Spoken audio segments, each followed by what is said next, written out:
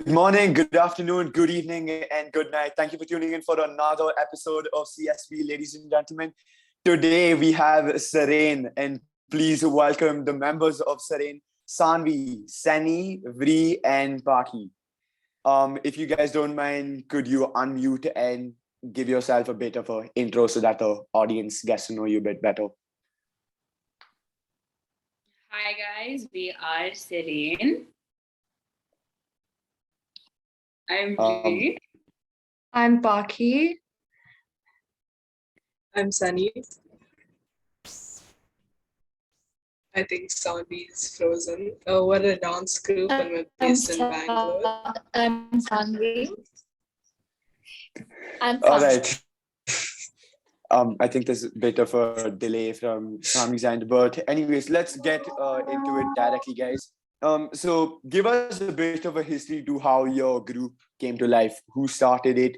Who do you guys consider someone to be like the lead dancer or the lead person who's managing your shows, your events, and whatever? Oh, and before we start, Mokshan, I would like to congratulate you for your show in Orion over the weekend. So good job, guys. Thank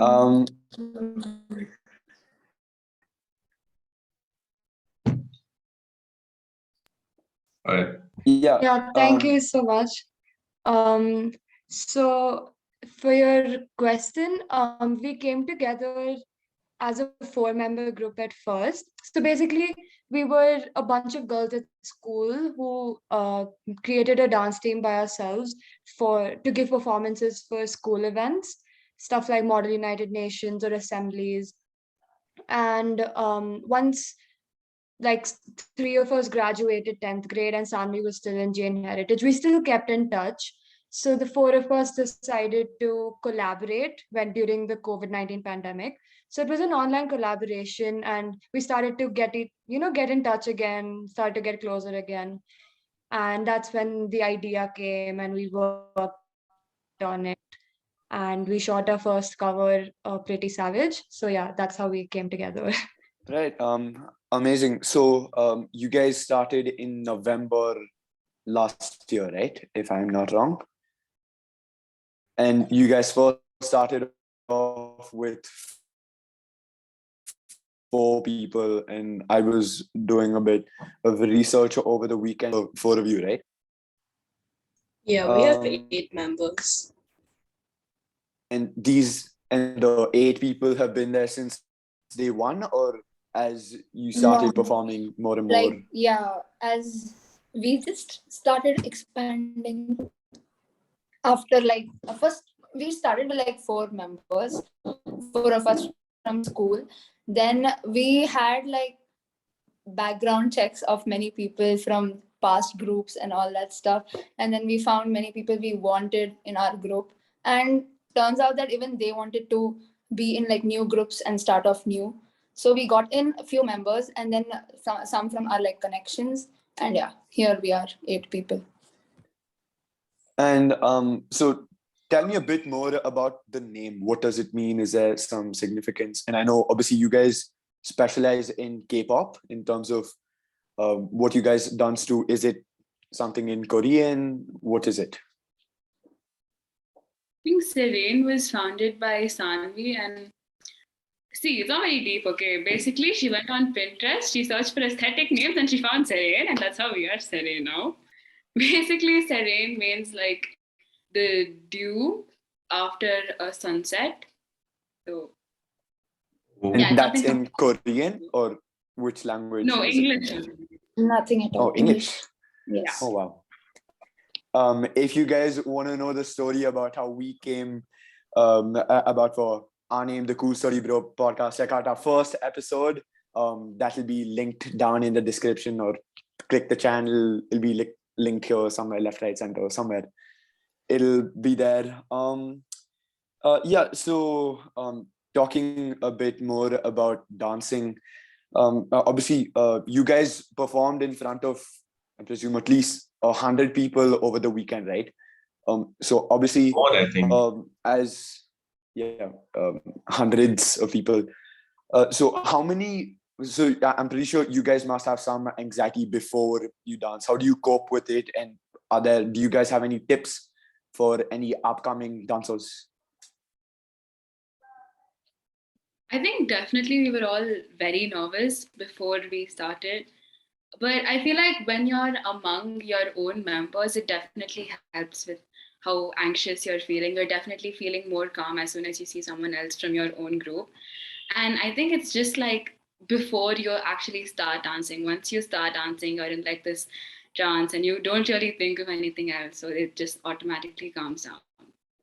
So it's like as soon as the music drops, you forget about everything else and you're just dancing. That's Dance. usually Alright. the case, but otherwise, a few of us do get like pretty scared before. So we do like a group hug, we do like a group like let's go, and we also like just hug each other or whoever's So you're performing, just hyping to each like other up yeah. before you start, basically. yeah. As Paki would say, slay. Slay. Slay, bro. Slay. Very slay. Yeah, like I feel like before the performance, all of us like say a lot of motivational things to each other. Like we remind ourselves how much we practiced, and and all of that gets us really pumped. All right. Something I'd like to add is that in a group, like we all are not same. So like some people get very nervous, some people don't. Some people are like confident, some people are not at all. The thing and an advantage in a group is that when a nervous person sees a confident person, they automatically become confident. And a confident person has the power to make like the nervous people more hyped up and all that. So I think we work out as a group very well in terms of anxiety and all that stuff. A bit off track here, but what I've noticed in humans in general is that they find comfort in discomfort. So say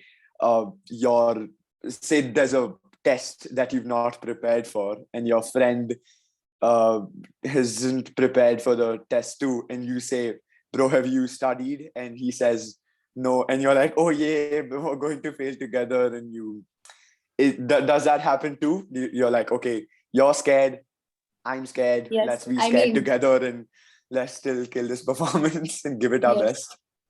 Yeah, I feel like that's there when you with the team. I feel like that's one of the perks of being in a team. Like if you are feeling something, I have like 7 other members feeling the same thing. So it's like, I'm not alone. And Right. yeah, and I really agree with what you said, because once like you go through some bad times together as a team, it's like you've already been through the worst. So it's like you're ready for other challenges to come, and we'll be much more prepared this time, and we can learn from the mistakes we made previously. So yeah. All right. And another question. Obviously, Sanvi did say that you guys are all different people, and I again presume that you all didn't start with K-pop, right? Because if I'm not wrong, K-pop has slowly built up from 2017-ish. So before that, were you in hip hop, classical? What were you in? History to your childhood self. Seni and I were in another K-pop group before this, but even before that, I've been training in Bharatanatyam for like, this is my 10th year, I think. Oh, So wow. yeah, that is my dance history, Slate. I've done a lot of dancing. I think when I was 3, like from ages 3 to 4, I did ballet, and since then I've gone to a bunch of like hip hop conventions and taken like one break dancing class. But like over the years, I've just done a lot of like activities. So when Pri and I were in our first group, we did K-pop dancing mainly. But K-pop dancing is very hip hop based. So yeah. How do you see like your dance genre, like you're doing K-pop right now? How do you see it advance in India? Because India is known for its classical dances. So yeah. I think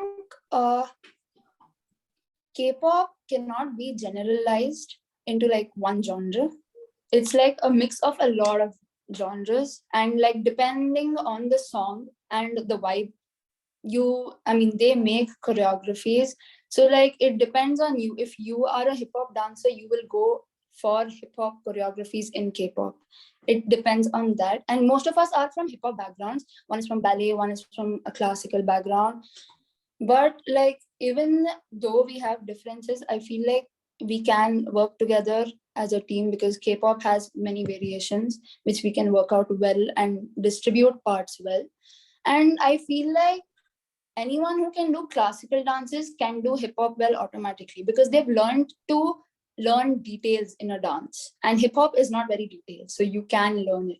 I feel like if Indian dancers can take up hip hop, they will be able to do very well. Slay. They can slay. Also, for I've your done this to question, them. I will take the credit for it. I should stop saying slave. Okay, sorry, Yeah. sorry, continue. yeah, But no, let's but get like a slay comment chain going down in the Slay. comments. So slay. slay. No, but for Moshe's question, K-pop has definitely gained a lot of traction. I think it was like 2018 or something when one of BTS's songs like really took off in India, which was a remix of one of their songs. And like since then, in 2019 there was a lot of stuff that was happening. There was like an event every like 2-3 months, because I remember that in my previous group, Free and I, we performed like 3 times in 2019 itself. So I think 2019 was definitely a year when it took off. But then since COVID hit, it really took a lot of like energy out of that because you couldn't really do much. So for 2 years it was pretty static. But now since the regulations have like gone away, there's a lot of stuff building up. But it's still very like conscious of the pandemic. So it's like smaller events and get-togethers. The Orion Mall thing is definitely like, it wasn't very conscious of the pandemic per se, because there was like hundreds of people just like crowded together and watching the performers perform. But yeah, I think it's definitely built up, but it's built up over the pandemic. So it's still a lot of people are just really new to K-pop and don't really know that there's a lot of other people around them that are also into it, because there's sort of so many different levels of like being into K-pop. So yeah. All right. Bit of a again, I'm going a little off track here. Coming back to your dance group as a whole, what's your dream? Like, what stage do you guys want to go to? Like, say, America's Got Talent, India's Got Talent. Any specific dance competition that you guys want to go to? I'd like to say something. We plan last minute. We are always like that. We never pre-plan. Yes, we never pre-plan. We are very bad at pre-planning, and I think we will always be. But then, yeah, I just hope we get the recognition we deserve, and I don't know, just expand more. That's No, my so in dream like, from myself. say we fast forward 5 years from now, where do you guys see yourself in a competition, or you started your own dance school, or Yes, what's in we that? hope to, learn about dance more in detail, like together as a group, and like take part in battles, competitions, and tournaments, so that, we get well known in the battle industry. I think that is a goal from my side, that the others speak now. Actually, I man, think 5 years another from now, we will be sitting in BTS's house. We will be drinking Slave. chai coffee with them, become besties. That is our goal. Slay. I think it's like also really like performing in general. So just like the Orion Mall thing, it came like out of nowhere. We were all really shocked when we were offered and hoping for more things like that. Other than that, though, I think one thing I think we kind of want to do for sure is that there's an annual K-pop competition. It just like the India nationals just got over, but we placed second for the regionals. And I think next year we definitely want to go to nationals, if not win nationals. But we definitely want to do something along those lines. I think that's definitely like something that all of us want to do. I mean, that's definitely great. Congratulations on the second place. So in every sport there is Moksh, sorry, if I may interrupt.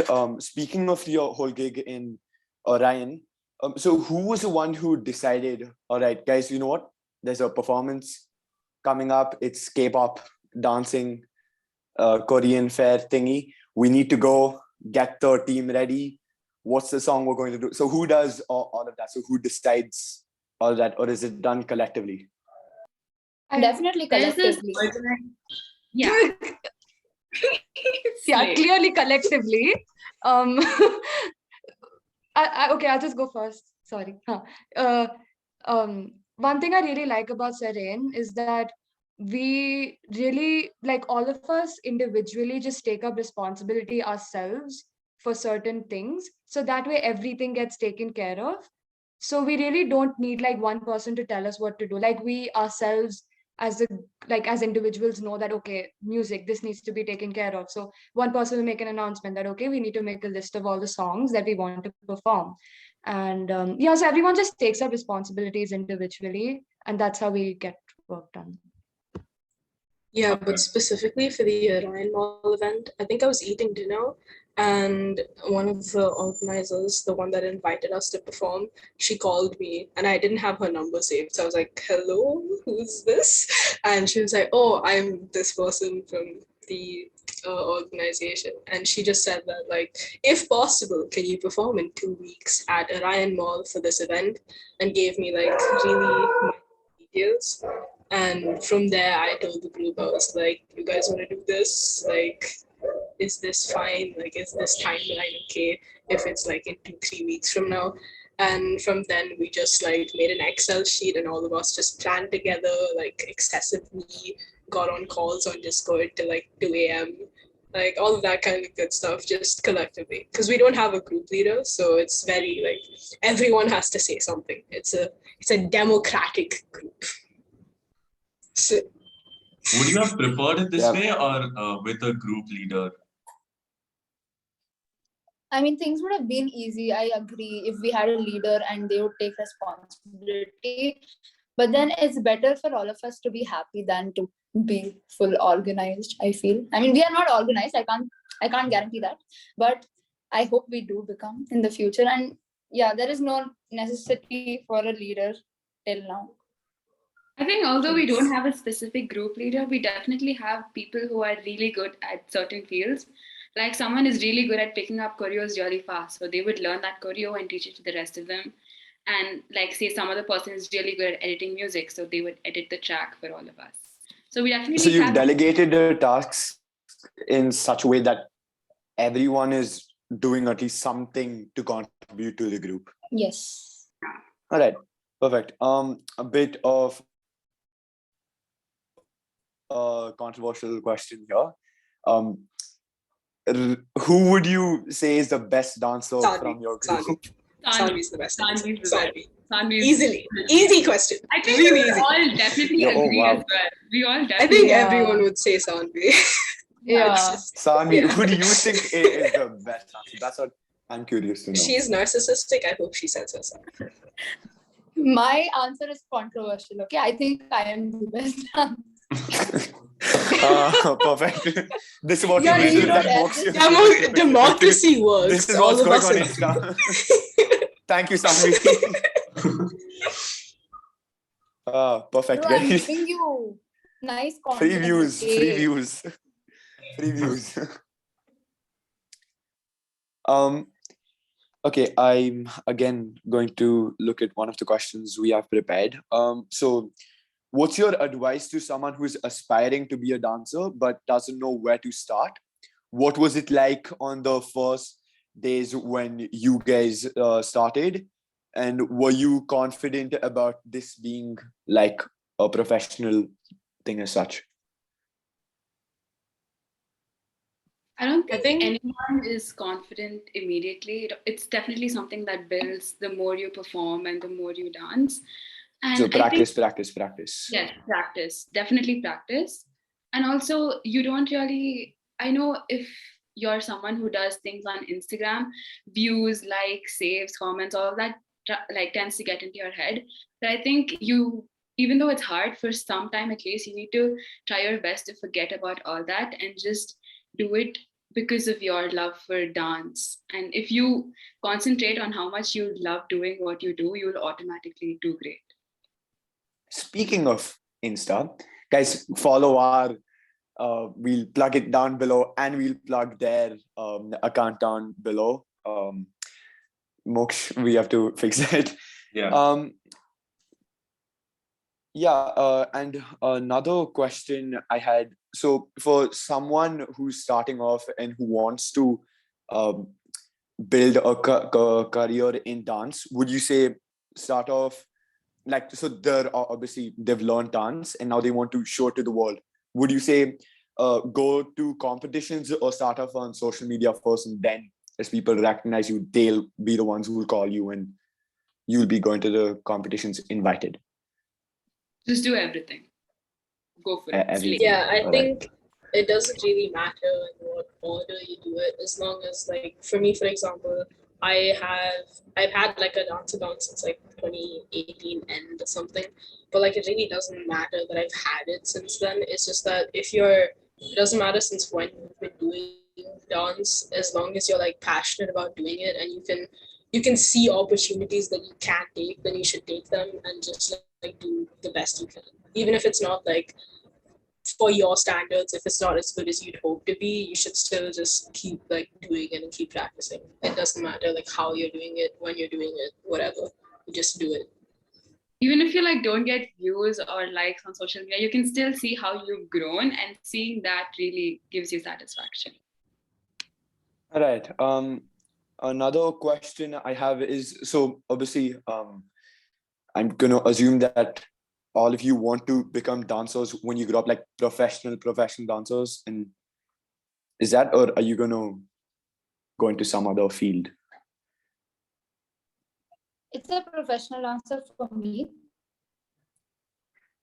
I don't know about the others. I mean, Well, you being the best dancer, I don't see that being They don't extremely want to be hard for you. professional You'll dancers. ace it. The rest of the group doesn't really want to be professional dancers. I'm sure they always want to keep dancing, even if it's not like their main thing. Yeah, definitely. Like, I think even if we have jobs that are not of like dancing, we definitely still like go for dance classes, meet up and dance, or just dance in general, because that's why we're here doing like in Serene. Like, it's not really like a job. We're not getting paid. We're just doing it because we can. Yeah, wait, so you guys haven't gotten like, I think you've posted a couple of covers on YouTube. I'm sorry, I've not done such detailed research. How many subscribers do you guys have, speaking of your whole platforms as such? More on YouTube, more on Insta? More on I think we Insta. definitely have more on Instagram because More we're on more Insta. active there. YouTube I will is check how many we have on YouTube. 1 second. Also, we just hit 500 followers, and this is our gift for our very nice followers. Yeah, we have 50 followers, so that's nice too. Yay. Guys, please follow us. Please subscribe. You'll grow We're after desperate. this one. You go. Yeah, by the exactly. You'll way. get more after this podcast. Yes, hopefully. Yes, on Insta we do have 500 something now, but on YouTube we only have like 138. So it's definitely just because we don't post as much on YouTube, but the numbers are just numbers, but they're good numbers. Any number is a good number because, we're all growing and no one needs to feel left out, guys. Please subscribe, like, we're desperate. Anyways, coming back to one of the questions, see, this question is open-ended. I'm not really sure. Okay, so it's, are there any controversies that you all are aware of in the dance industry? If so, what are they? I did not write these questions, so I have no clue what this question means, and I'm not sure if there are any controversies in the dance industry. So I haven't written them as well. so The guy in the back. I mean, how do you define honestly, controversies? Like, the biggest No controversy we clue. have within the group is like, oh, Park, he didn't come on time today, guys. Half an hour late Fair. again. He didn't That's learn like the those are like the today. controversies we have in our So group. true, so true. Very Slay. true. Okay, bro, I get it. Yeah, I'm late all the time. So yeah. Also, and do you guys have like a special place where you guys practice your dance? Do you guys go to like a studio? You guys, someone's house, meet up? Where?